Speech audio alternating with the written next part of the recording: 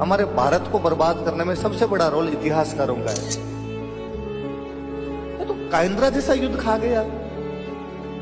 कैसे हो सकता है कि इस युद्ध के बारे में हमें पता ही ना चले?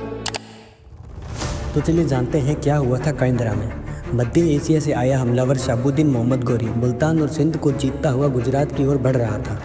इस भयावह आक्रमणकारी के सामने गुजरात की राजधानी अनहिलवाड़ा पाटन के राज सिंहासन पर मात्र एक बालक राजा मूलराज द्वितीय विराजमान थे। उसने संदेशवाहक भेजकर बिना शर्त आत्मसमर्पण की मांग की। यह खबर जब राज दरबार पहुंची तो बड़े बड़े सामंतों और सेनापतियों के चेहरों पर असमंजस और चिंता की गहरी लकीरें खिंच गई।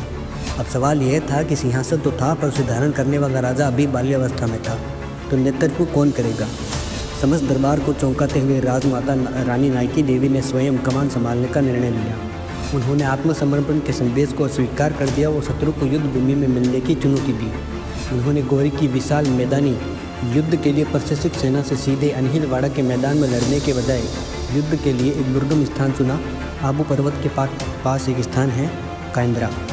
काइंद्रा का इलाका पहाड़ियों, उबड़ खबड़ रास्तों और तंग दर्रों से भरा था। रानी नाइकी देवी ने चालुक्य, चामान और परमार जैसे वीर राजपूत कुलों की सेनाओं को कुशलता से तैनात किया।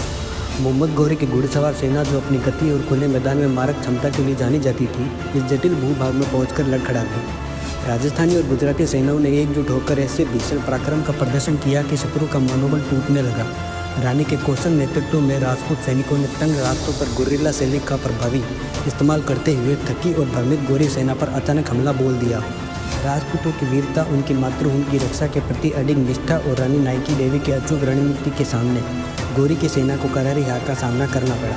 इस भीषण पराजय ने मोहम्मद गोरी के मन में गहरा डर और विस्मय भर दिया। उसने रानी नाइकी देवी के शौर्य और राजपूतों के पराक्रम का वह रूप देखा जिसकी उसने कल्पना भी नहीं की थी। वह स्वयं बुरी तरह घायल हुआ और अपनी जान बचाकर अपने बचे खुचे सैनिकों के साथ युद्ध भूमि से भागने पर मजबूर हो गया। रानी नाइकी देवी द्वारा 1178 ईस्वी में दी गई यह निर्णायक हार इतनी भयावह थे कि मोहम्मद गोरी ने अगले कई वर्षों तक गुजरात की ओर मुड़कर देखने की हिम्मत नहीं की। यह घटना भारतीय इतिहास के पन्नों में सुनहरे अक्षरों में दर्ज है, जहां एक वीरांगना ने अपनी सूझबूझ और अदम्य साहस से विदेशी आक्रमणकारी को धूल चटाई और भारतीय संप्रभुता की रक्षा की।